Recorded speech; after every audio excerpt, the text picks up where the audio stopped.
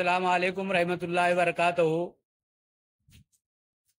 मालेगांव युवा मोर्चा मालेगांव, मैं शाबान तमोली आपका इस्तेकबाल करता हूं।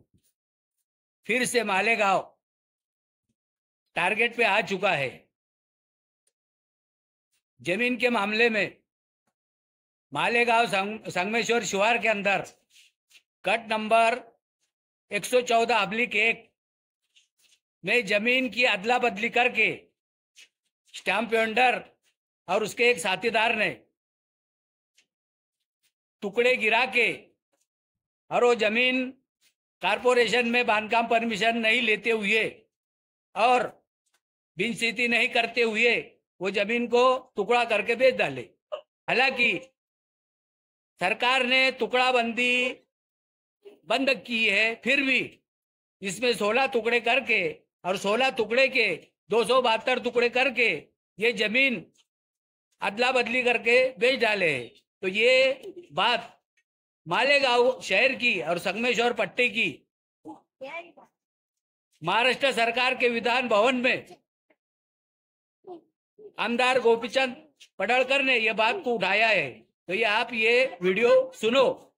मालेगांव मध्ये स्टॅम्प वेंडर जाकीर व आरिफ अब्दुल लतीफ या दोन्ही साथीदारांनी मिळून जमिनीवर रहिवासी बांधकाम केले व त्याची विक्री करून खरेदीदारांची व शासनाची फसवणूक केल्याचे निदर्शनास येत आहे।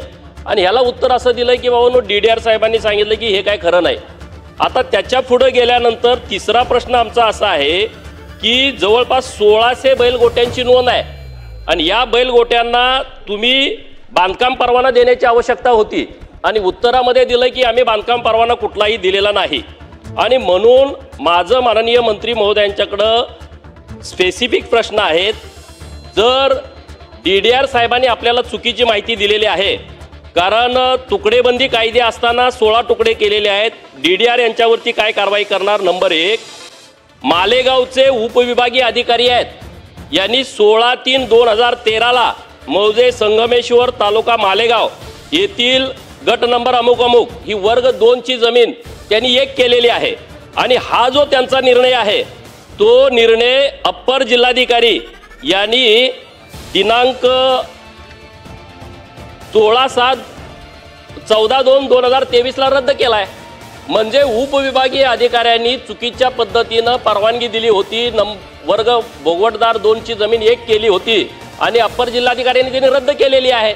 आणि मग ही विसंगती आहे। माननीय उपविभागीय अधिकारी जे 2013 ला होते त्यांच्यावरती आपण कारवाई काय करणार आहात? नंबर 1। नंबर 2, DDR ने आपल्याला चुकीची माहिती दिली त्याबद्दल DDR वरती आपण कारवाई काय करणार आहात?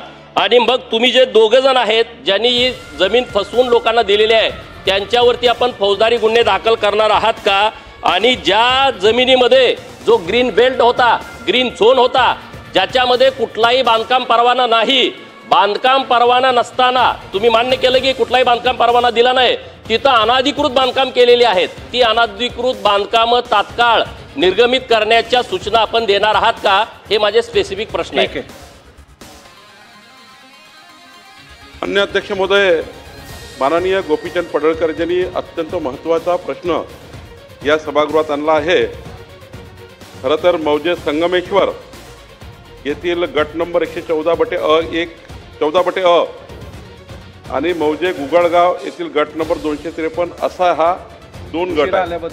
आपले मुद्रांक अधिकारी होते श्री भुरके 2013 ते 19 या काळातल्या 8 या ठिकाणी मुद्रांक अधिकाऱ्यांनी या चुका केल्या आहेत।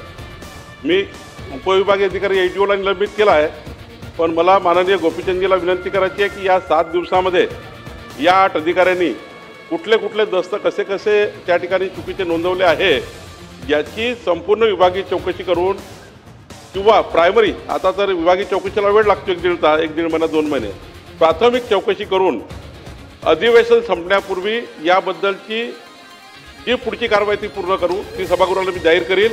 पण आत्ता मात्र विभागीय चौकशी याची करून पण उपविभागीय अधिकारी यांना मी निलंबित केला आहे।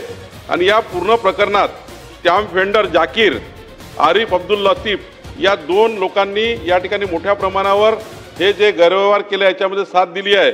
त्यामुळं या गैरव्यवहारामध्ये जे लोक असतील त्या सर्वांवर फौजदारी कारवाई करण्यात येणार आहे.